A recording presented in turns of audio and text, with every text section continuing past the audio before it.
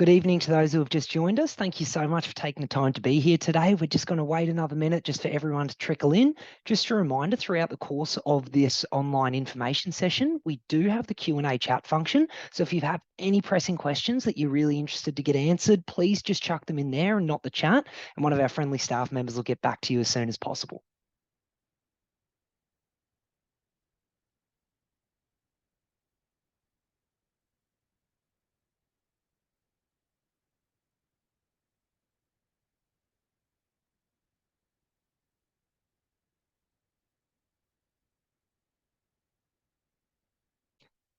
All right, looks like we've got everyone here. So good evening and welcome to the Sport Nutrition and Exercise Science online information session. We're so excited to have you here with us today. So my name's Alex Morelia. I'm a Regional Engagement Coordinator at the Moreton Bay campus here at UniSC, and I work in the Future Students team. So we're very excited to have you here today, and we're really hoping to provide you some insights into the course offerings we have within these relevant industries and these course offerings. We have a range of exciting speakers to share with you today, give you a little bit of their experiences, and once again show you that insight into these course offerings. Just a little bit of a reminder for everyone today, we do have the Q&A function. So if you have any pressing questions that you'd like to have answered, please just jump in that Q&A chat function and use that. All right, let's get started. So on behalf of UniSC, I'd just like to start by acknowledging the traditional custodians of the land on which we work and live, and recognise their continuing connection with the land, water and community. We pay our respects to elders past, present and emerging. So today's session, as I said, we've got an amazing online session planned for you today. Just a little reminder again, we do have the Q&A chat function, so please make sure you're popping all questions that you have in there, and one of our friendly staff members will get back to you. We're going to start off by sharing a little bit of student experience from one of our lovely student ambassadors, Asha. We're then going to get into what to expect in the sport and exercise science and nutrition programs.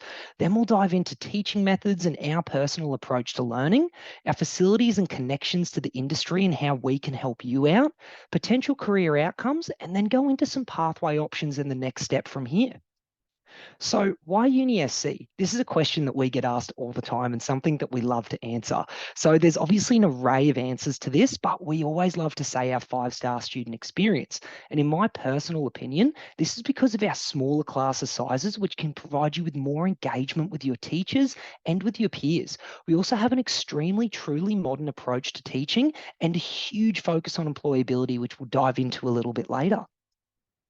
So here at UniSC, we're a multi-campus university, and although most of you are actually going to be studying out of the Sippy Downs and Moreton Bay campuses, it's nice to know of all the amazing campuses we have, and we also have 2 beautiful campuses along our amazing Queensland coastlines.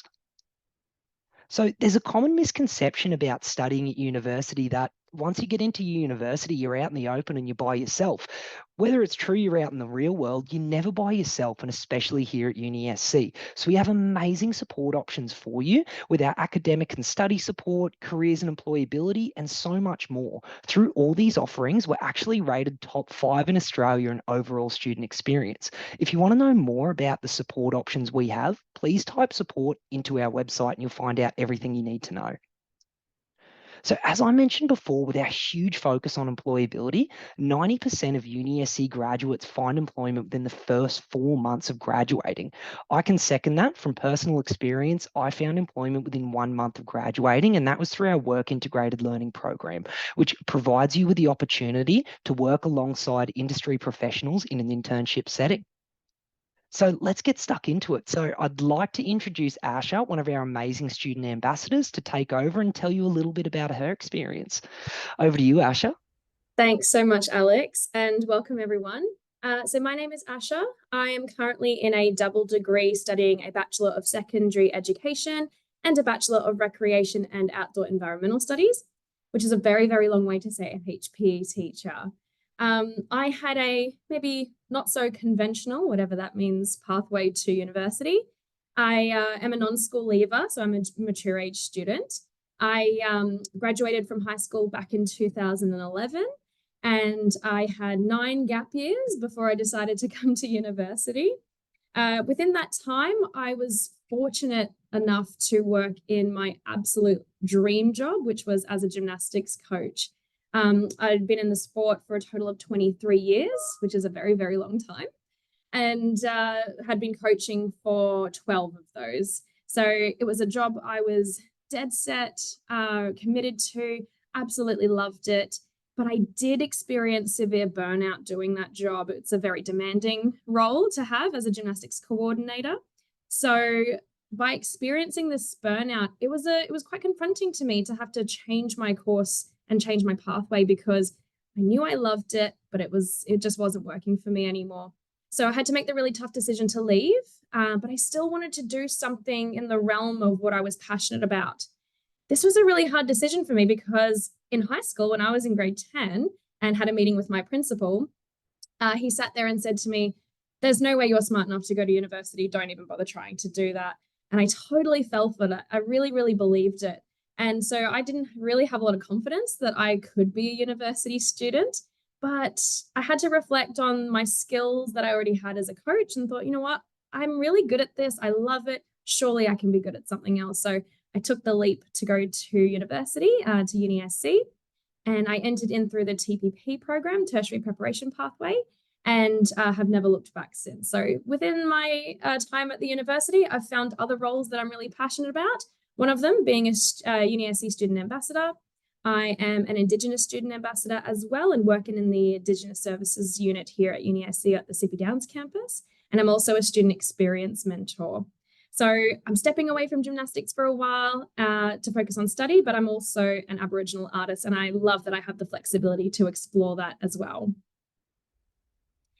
So if I was to give you some advice to do with study, there's three things. One, immerse yourself in as many experiences as you can. So sign up to student groups, be a volunteer, get leadership experience and awards within that program. Attend social events, get to know people who are like-minded and in your program as well. But the study abroad options are also phenomenal. There's so many of them, and you definitely don't want to be missing out on opportunities that you could take like that. The second one is ask for help. This is a big difference that I noticed between high school and university. High school, it's more, people tapping you on the shoulder and asking you, "Hey, what do you need? I can get it to you." But as an adult, we're a little bit more independent that way and have to take the initiative. So there is so much support at UniSC that I'm sure you're going to hear about, but it is a matter of asking. So asking for help is a sign of courage and maturity. It's definitely not a sign of incompetence. And my last one is your previous academic results or your previous life experience does not indicate how the future will be for you. It's not an indicator of your future success. So if you're a little bit hesitant, take the leap. It can't hurt to try it out, but I recommend giving it a go because you might surprise yourself. Amazing. Thank you so much for sharing your story with us, Asha, and giving us a little bit of insight into your academic journey so far. It's so important to hear from other students, and we really hope you benefited from that as well. So next up, I'd like to introduce Dan Vandenhoek, our Senior Lecturer in Clinical Exercise Physiology. So without further ado, take it away, Dan. Thanks, Alex, and welcome to all the students that have dialed in tonight, prospective students. I guess I wanted to reiterate what Asha said. It's not about what you did before or where you come from. And I came to university, I guess, from a non-traditional background. So I want to tell you a bit about my pathway into university and then through university, because I spent a lot of time obviously studying and then ended up working there as well. So in year 12, September school holidays, just before my final exams, I had a car crash, represented by the picture on the top left of your slide there, which left me in intensive care for 3 days, living on a ward, having multiple surgeries for another couple of weeks, and living in a rehab facility for a number of months after that. And that really derailed my plans to move to the US, try and get a college scholarship to play basketball, and to study engineering. So I ended up taking a gap year instead, and I spent my 12 months off recuperating from injuries. And I went back and worked at my high school, where I did an AFL internship. So I did a Certificate 3 in sports coaching, and basically just did administrative and coaching work for my high school PE department. At the end of those 12 months, I went to study. So I went into an engineering degree studying in Melbourne, and my goal was to work for the Holden racing team. I wanted to build race cars or spaceships were the two things I wanted to end up with. But it turns out you don't build a race car very early in your degree, and you never build a spaceship during your engineering degree, which really sort of put me off. And I started skipping classes to go and play sport or coach sport, or basically do anything that wasn't my engineering degree.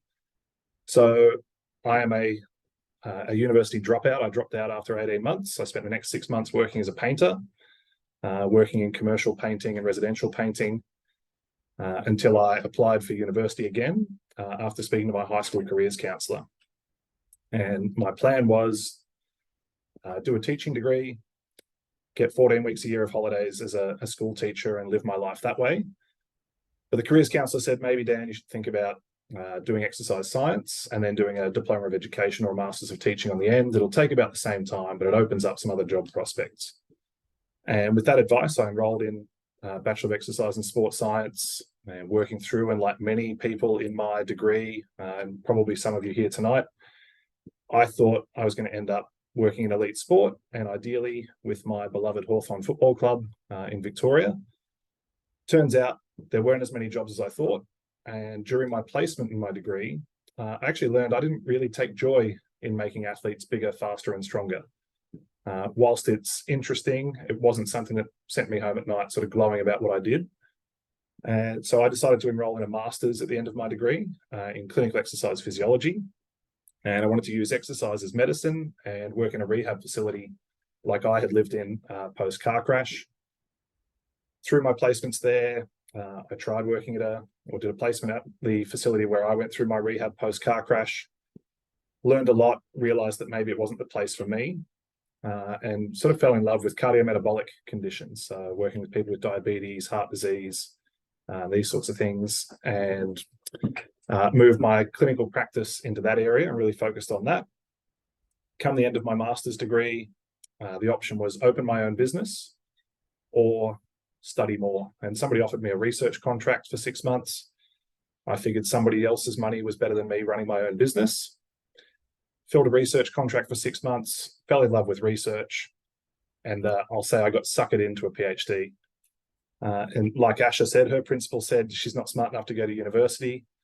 The first thing my PhD supervisor said to me was, you don't have to be smart to do a PhD. You just have to be persistent. I am still not sure whether that means he thinks I'm not smart or I am very persistent, but you can see my final picture there. I did finish my PhD, and I looked at the effects of exercise on quality of life and depression and anxiety for women with obesity during weight loss. So I spent more than 10 years or so studying at a university, and I've spent the last 12 years working at universities as well. But on top of that, I've had some really great career highlights. So whilst I wanted to be an engineer at the start and work for the Holden racing team, I didn't get that as an engineer. But in 2020, I became the strength and conditioning coach for the 888 Racing Red Bull Ampol racing team based in Brisbane, working with their drivers and pit crew to improve performance in the team that I always wanted to work for. Other career highlights, I've played wheelchair football for the Morningside Panthers, the Brisbane Lions, and the Queensland team this year. And I think UniSC is the perfect place to be if you've got a passion for sport and para-sport especially. I am an able-bodied athlete, but I love the challenge of joining in para-sport and the inclusivity of adaptive sports as well. And my greatest probably career highlight to date is I'm now a consultant to the International Paralympic Committee on para-powerlifting and looking at how we can improve athlete performance, win Australia a few gold medals at Paralympic Games, and how we can make sure that competition is fair and equitable. So I'm going to talk you through some stuff just after Alex plays a video for you.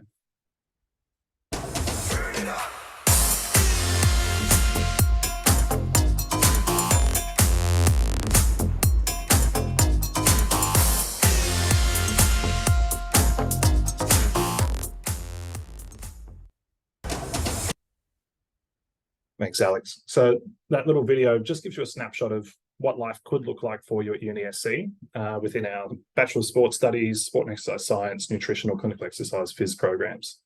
If you've got a need for some more information and you want to see the full suite of offerings, just head to the UniSC website there and you can search for sport, medical sciences, and other health science related programs.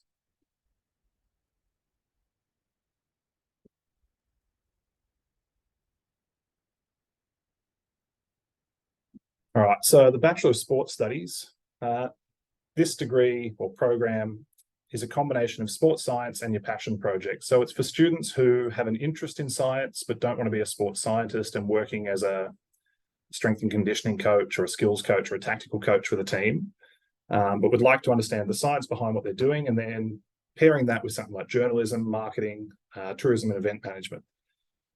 So students ideally suited to this might have an interest in traveling the globe as part of sport, but not wanting to travel with a particular team. And obviously the journalism major in that is a great way to do that. If you'd rather be more based at home, you could choose the marketing major to go with your sport. So you understand what athletes are required to do and the demands of working in a sporting environment, but also obviously building skills in the business and marketing side of things. Sorry, Alex, if we can just go back again. If you look at tourism and event management, Alex is here tonight, so he can tell you about event management. He's obviously done that as well as part of his career. If I had my time again, I'd probably end up being something like Merv Hughes, traveling the world, watching the Australian cricket team play. I didn't realize I could do it as a job when I studied, though. I figured I'd end up there as a sports scientist. So you could look at things that way. The biggest advantage to the Bachelor of Sports Studies is that you get to tailor the course to what you want. So there's a lot of elective courses for you to pick up within it. And you can pick and choose those for a major, as well as sort of just areas of interest where you might want to upskill a little bit. And obviously that can lead to jobs in sport development, so working in public policy with the government, local councils, creating new jobs in sport, new sports facilities, tourism, as I said, journalism, marketing, or just doing the admin of sports teams. Thanks, Alex. The Bachelor of Nutrition. It's designed obviously for industry application. So we're looking to create students who are ready to go into the workforce. And Alex told you, our students get employed very quickly after they do their degrees. And it's not just because we've got great students. Obviously our staff play a big role in this, as well as the experience you get through your professional placements or work integrated learning, as well as the other connections we can develop with you by getting to know your teachers, your lecturers, and your tutors. Asha said to you before, there's no shame in asking. And I would certainly encourage all of you, when you commence your university sort of careers, get to know your lecturers and tutors, find out what they do. You'll probably learn, we've got some of the best in the world at our university. Everyone will tell you that. But we honestly do. We've got dietitians that have been to multiple Olympic and Paralympic games. We've got strength and conditioning coaches that have been to rugby and football World Cups. And obviously we've got nutritionists and dietitians working in those sort of elite sport, public health and clinical populations as well. As far as facilities, you get your own kitchen when you come and study the Bachelor of Nutrition, come in fully equipped, learn everything you need to know about food and how to make sure that we can prescribe dietary requirements and healthy eating appropriately, as well as picking up a minor in exercise and sport, Indigenous health, public health, nutrition, social media. So there's obviously a lot of ways now developing that we can work in nutrition that are beyond just the scope of sitting in front of a client. Even just promoting healthy eating through social media and effectively being an influencer is a career now. Whereas, many years ago when I studied, social media wasn't as popular and nobody ever thought that we would end up promoting our health and wellness messages via things like Instagram and X. The other big advantage of the Bachelor of Nutrition is obviously that when you finish, you'll provisional direct entry into the Master of Dietetics. So if you're thinking that you want to move beyond nutrition and healthy eating guidelines and move into dietetics to specialize in sports dietetics or working with clinical populations, this is the pathway for you to get into that and then move into the postgraduate degree at the end of your degree. Bachelor of Sport and Exercise Science, as I said, if anyone's here and thinking they want to work in elite sports down the track, this is the gateway degree. So the easiest way into working as a strength and conditioning coach, skills coach, tactician, is through the sports science degree. And the best part about this is that during your placements with the university, you'll do 140 hours minimum of exercise testing and prescription. But you can do your work integrated learning and placements with elite sports teams like the Sunny Coast Lightning or with the Australian Paralympic team, the Australian Cycling Academy, who are all based on campus with us at Sippy Downs. As well as if you come into the Moreton Bay campus where I'm based, we've got an ongoing partnership with the Dolphins as well. So we have students undertaking placement with them. We've got students doing PhDs in concussion, nutrition, hydration, these sorts of things with the Dolphins as well. Other opportunities for work outside of working in elite sport, private practice. So I need you to remember that being an exercise or a sports scientist is not just being a glorified personal trainer. You'll have 3 years of training behind you to specialize in exercise prescription, programming, and testing. And that can lead you to working, yes, running your own gym, similar to a PT, but with some extra skills on top. You might work in occupational health, doing work readiness screenings, getting people ready for working on the mines or doing things like that for highly physically demanding jobs. You can work in public health promotion, as I said before, in a government sort of role, trying to find ways to get people to be more active and overcome our current sort of barriers to exercise and physical activity participation. Or you can work FIFO, so fly in, fly out, doing health and wellness programming for people in remote and regional Australia, internationally, where you might run some exercise classes, run some health and wellness seminars, and just use your skills as an excellent health practitioner to improve the health of many that wouldn't otherwise have access. Bachelor of Clinical Exercise Physiology. I'm quite passionate about this one. I'm an exercise physiologist as well. As I said, that was a result of going through my car crash, going through rehabilitation, and the person I sort of most resonated with was an ex-phys, mainly because I like the idea of exercise as the treatment rather than doing sort of manual therapies and those sorts of things. So there's 2,600 jobs advertised for accredited exercise physiologists on Seek at the moment, and 25% of all AEPs work in Queensland at the moment. So if you don't want to leave Queensland, there are lots of jobs here. Much like exercise and sports science, sports studies, and nutrition, you can work in public, private, or corporate healthcare. And I've actually worked in all of these and seen students move into their own business management. Seen plenty of them go and work in corporate healthcare, develop skills there, and then move into their own private business management, or working for hospitals, Queensland Health, these sorts of things. The big thing here is that you'll do more placement than what you do in the sports science degree. So on top of the 140 hours with healthy populations, you do another 360 hours with clinical populations. And there's a real opportunity to move remote and regional for those placements. And the best thing about doing that is that every student that I've ever had do a remote and regional placement has been offered a job at their work integrated learning site at the end of that. As far as for understanding what an exercise phys does and what they're worth, for every $1 you spend on us, or on our services as AEPs, your client can expect about a $10 benefit. So exercise is a really powerful modality to improve health, well-being, and lifestyle. And obviously we work in complementary sort of service with physiotherapists, occupational therapists, podiatrists. So the Bachelor of Clinical Exercise Physiology might be sort of a gateway degree to begin with for some of you who perhaps want to move into physiotherapy or something else down the track as well.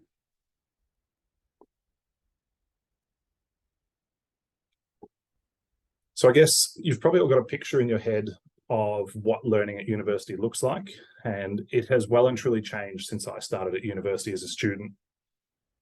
Traditionally, we would sit in a lecture theatre, 300-400 of us, listen to somebody like myself drone on at the front of the room.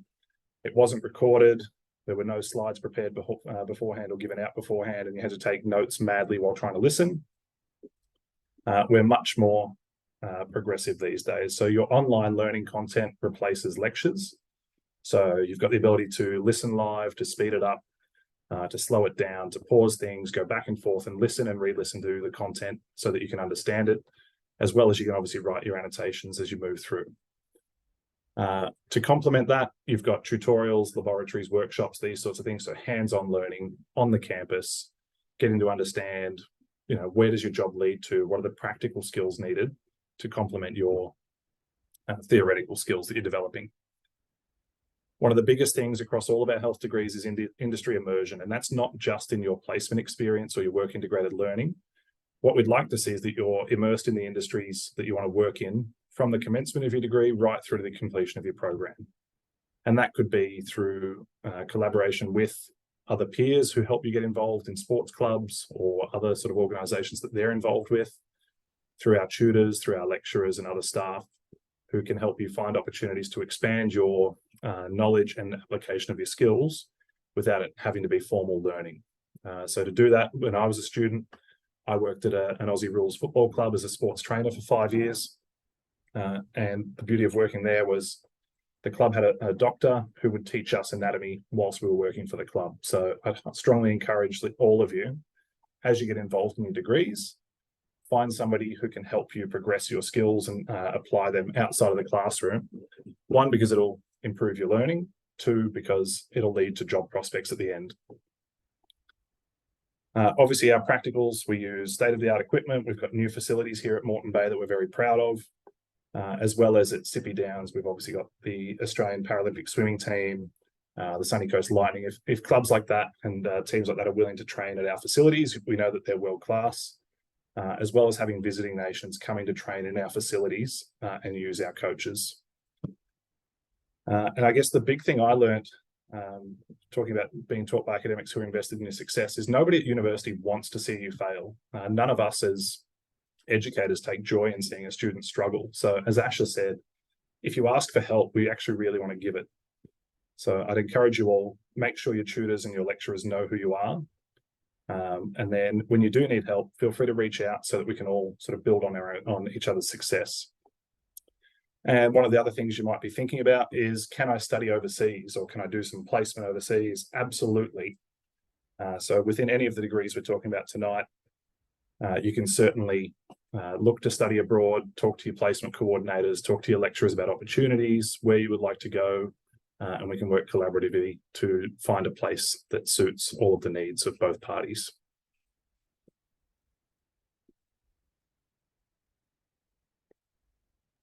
As part of all of these degrees that we've talked about tonight, obviously we've got practical skills application and placements. So you can see here in the picture, one of our students who's working in events for the Dolphins now. This isn't part of our agreement with them. This is the Dolphins as a genuine partner of the university coming to us and saying, we really value your students and the skills they bring. We want to employ them. We want to put them into PhD programs where it helps both of us.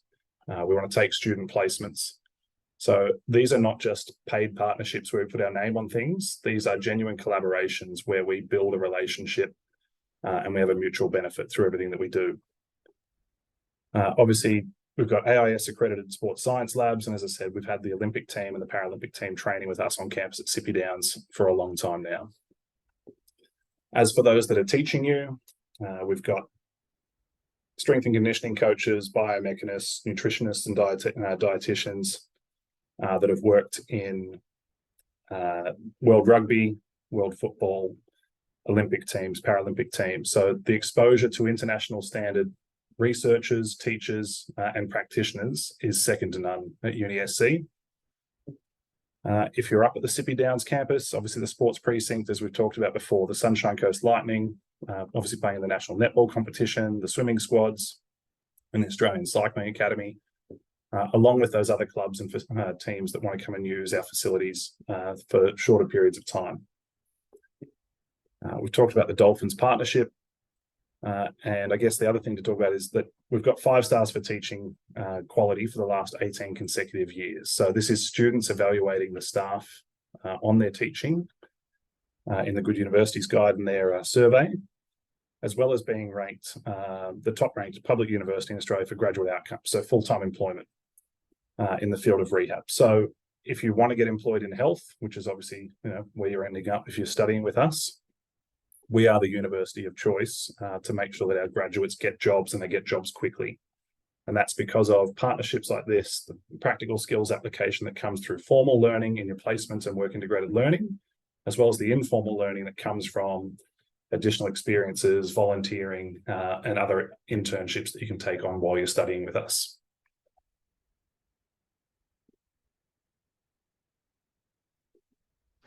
All right, thanks so much, Dan, for giving us that insight into the course and what you might look to expect within studying in this field of study. So look, we're going to open up to both our presenters now, both Dan and Asha. So if anyone has any questions, please feel free to use that Q&A chat function and we can get them all answered live. So just to kick things off, I got a little question for Asha here. So what do you love most about being a UniSC student? For me, I honestly love the support. As someone who wasn't that confident coming to university, to have the level of support that UniSC offers was such a huge relief for me. And as a fourth year student, I have definitely used it all. But not just that, it's the fact that accessing that support allows me to have the best time I can as a student. So I'm able to go and partake in social activities, particularly around sport. I've gotten to go and compete at the Indigenous Nationals 2 years in a row now, which was just the most fun ever. I get to go again next year, which is really exciting. So I love the opportunity that I'm getting because I'm so supported here as a student. Yeah, perfect. And look, just to quickly follow up on that one as well, you did mention of having that healthy sort of balance. Like, what advice would you give to any students just starting their university journey and how to best sort of balance that work, study, and social life as well? Yeah, it's such a good question. And despite being a gymnastics nut, I actually hate the word balance when it comes to juggling everything in life. I prefer to use the term prioritize because that is what it is. Balance gives me the impression that I have to hold everything all at once, all the time, but you really don't. As long as you prioritize, that's you're going to set yourself up really well for success there. So understanding that some things have to take a back seat, other things are more important at different periods of the year. So if you can identify what takes priority at those times, you'll be set. Awesome. And I got one for Dan now. So applying for jobs outside of university is obviously quite competitive. And although getting a degree behind you is so imperative to thrive in this sort of day and age, but it's so important to couple that degree with relevant practical experience as well. So, Dan, what advice could you give to anyone? And would you give any advice surrounding what fields you would look at getting that practical experience in? You're right, Alex. Having a degree is probably the minimum standard these days. So just having the piece of paper from us is a great start. But everyone that you're going to be competing against has a similar piece of paper that says they've got a degree. So for anyone, as you're beginning your university journey, is how do you differentiate yourself from everyone else that you're competing against at the end of your degree? And it might be that you're going to be a GPA 7 perfect high distinction student at the end. And if you want to shoot for that, go for it. But it's not just about grades, it's about how we apply ourselves as well. So building a resume that has a diverse range of volunteering, jobs, and sort of career-related activities that you've done. So as I said, I worked at a footy club. I worked for $90 a week for about 12 hours a week. So you can do the math, about $7.50 an hour or thereabouts. For 5 years. But what I got from that was I got a full-time doctor at the footy club who would help teach me anatomy and help me quiz me on it. I got to work with other exercise sports scientists, physiotherapists, and other students studying at other universities to learn from them and teach them as well. And by being at the club that needed me there for a very low rate, I got opportunities to do more coaching and build my resume and then use those people as references as I moved on to other jobs. So my experience working in the footy club led to me applying for a job with Cricket Victoria and moving into the under-18 high performance pathways program as a paid coach.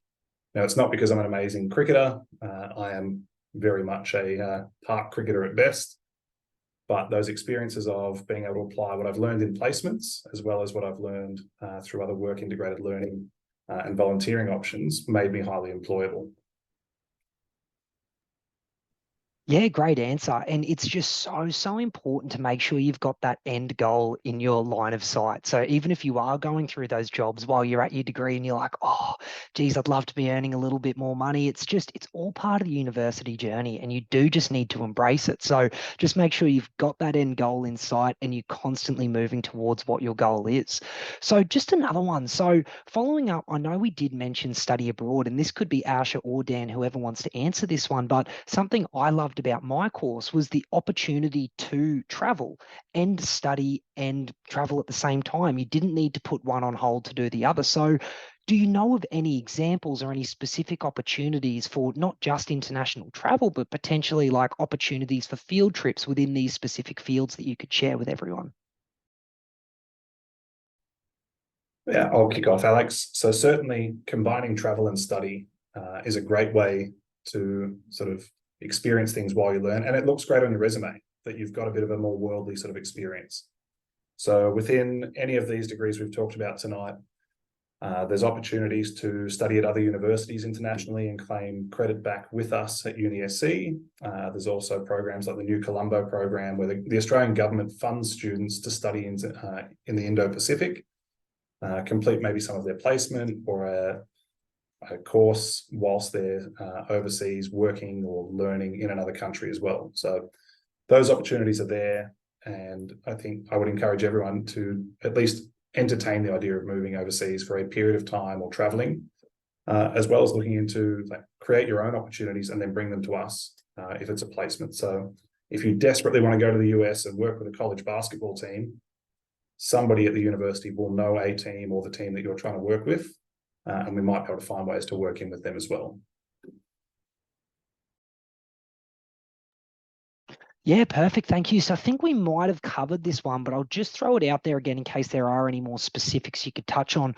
What kind of placements would nutrition dietetics students have available to them during the course of their studies, like local clinics, hospitals, or private practices? The short answer is all of the above. So we have partnerships with Queensland Health, we have partnerships with local nutritionists and dietitians, as well as sort of larger health clinics that might be attached to bariatric surgery sort of clinics as well. So you might work in weight loss, you might work in healthy eating, could be through the Aboriginal and Torres Strait Islanders Health Network and working in a clinic specifically on Indigenous health. So all of those are available. And what we would typically encourage you to do is to see as much as you can within the time that you have. So if you desperately want to see what the Queensland Health Network looks like or the public hospital system, let your course coordinators know. If there's a particular practice or field of practice that you want to go to, again, if you let us know, we're willing to work with students to help facilitate those opportunities.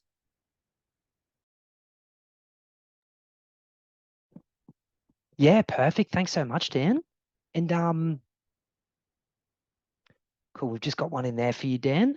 So is there any other sort of advice or sort of insight you can give us on the difference between nutrition and dietetics specifically?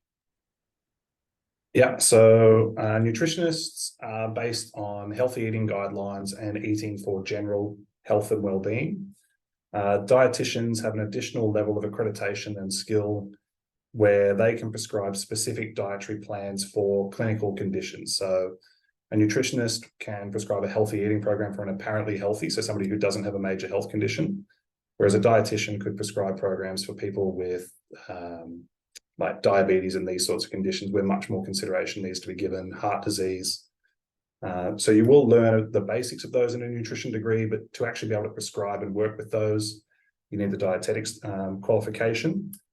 A dietitian also comes with a Medicare provider number and is a registered allied health professional. So there's other benefits that come with that further study as well. Yeah, perfect. And just another quick one for you, Dan. So what do you think the 2032 Olympics will do for careers in sport in Southeast Queensland? Certainly like to think it will increase our job opportunities. So we've talked about you, Alex, as having worked in event management before. The Olympics is an event. And we need people to run them, and we need people to run them effectively. And they're not people that are doing those sort of jobs at the moment, because with the advent of AI, with the changes to sports that will be introduced in those Olympic Games, we're going to need new and sort of upskilled workforce in the event management side. And then from my sort of personal interest side, we need coaches, data scientists, these sort of people that are going to help us in the back end to, obviously we want to see Australia succeed as much as any other country. But we need coaches, we need athletes. And, if anyone in the room tonight is an athlete who thinks they're going to be competing at 2032, make sure you're aware of the Elite Athlete Program, where we can support you to make sure that your classes align. We can give you some coaching, those sort of things, if it's not available to you through your sports and passions. And I would encourage you to have a look into those as well. But 2032 is an amazing time to be involved in health, because all of you are going to be employed and helping towards that in one way or another. Yeah, perfect. Thanks so much, Dan. And just before we move on, has anyone got any last questions that we'd like Dan or Ash to answer for us?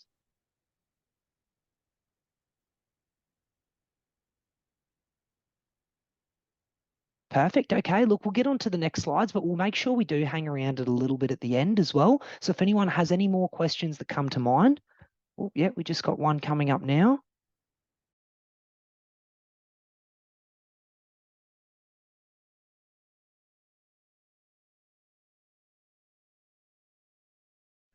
All right, we'll jump into the next slide. And if there are any other questions, please feel free to put them up and we'll make sure we answer them at the end for you.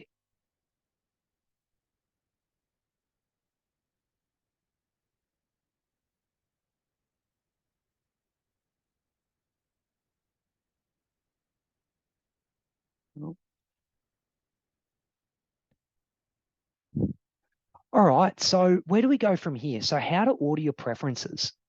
So making sure and everyone knows that you can apply for up to 6 preferences at a time with QTAC. So preferences 1 and 2 are your most preferred programs. So the 2 programs that you're extremely passionate about and very enthusiastic with and really, really keen to get into. So preferences 3 and 4, these are your 2 backup questions. So your 2 backup programs, sorry. So your less competitive programs that you want to study and that you've got a shot of getting into if you weren't successful with your first 2 preferences. Preferences 5 and 6, these are what we call the 2 pathway programs. So your 2 programs that will help you upgrade into this area of study you want to get into if you weren't successful initially. So what happens next and where do we go from here? So step 1, we'll send you an email if you receive an offer at UniSC, and this is so crucial. Really make sure you remember to accept your offer through USC Central and QTAC by the specified date. It's so, so important that you hit that by the specified date as well. Step 2, once you've accepted your offer, you can start to enroll in your courses. So your program page in the UniSC website will let you know the courses you should enroll in based off your study location, and you'll find out all this information under the What Will I Study section through the website. And finally, register for classes. So just a little bit of a tip here for everyone. Class selection can be very, very competitive. So just make sure you plan out your preferences of your preferred class timetable before class selection opens. And make sure you know when that class selection opens too. I can speak from experience and saying you do want to be there ready for when it first opens, and you can just get straight in and get stuck into the selection that you'd best like to do. So a couple little tips for university success and here at UniSC. So tip number 1, attend your orientation week. It's so important and it's such a good opportunity to get that really nervy first day out of the way. You can meet your peers, you can meet a few academics, and you can meet lovely student ambassadors like Asha that can give you that advice and more of these tips in person for how to best get through your years at study and how to not only just get through it, but thrive in it. So tip 2, as straightforward as this sounds, go to class and put in the work. So I'm a firm believer for university is whatever you put in is what you're going to get out of it. So if you don't go to your classes and you're not putting that work in, you're not going to have that super positive experience and you're not going to get the grades you're after.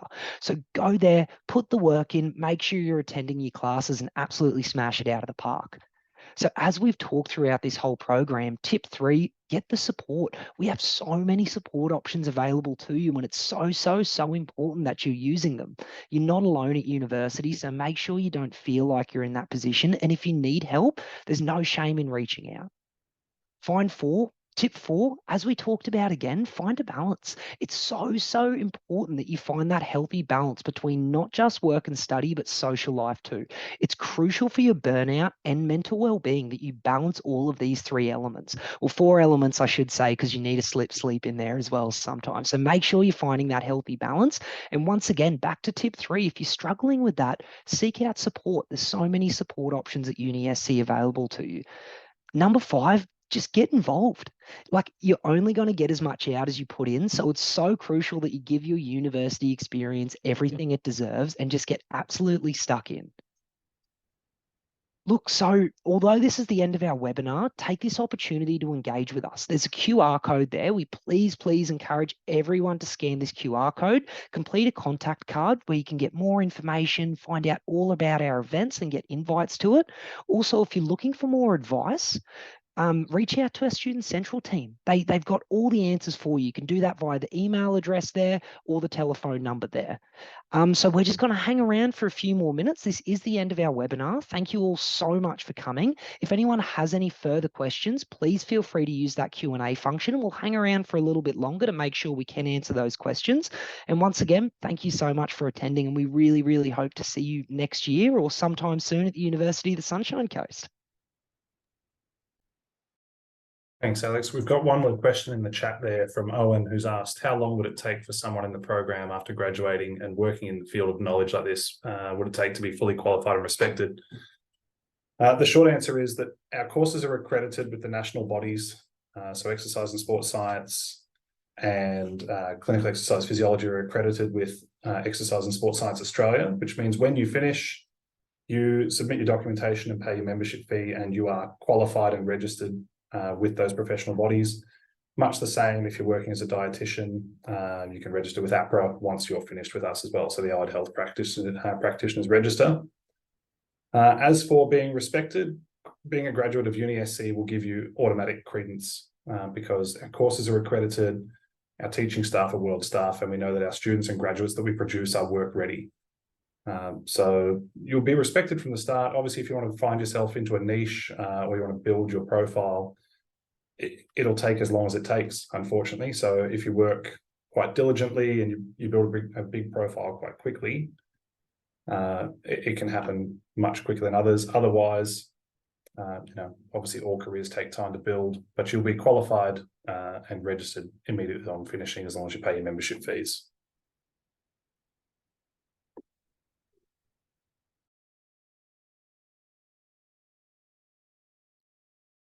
Perfect. Thanks so much, Dan. And just before we shoot off today, has anyone got any last questions that we'd like Dan or Asha or myself to answer for you?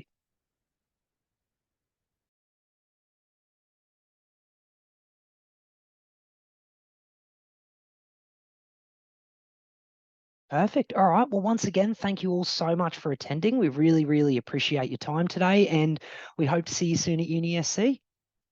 See you later. Have a good evening, everyone.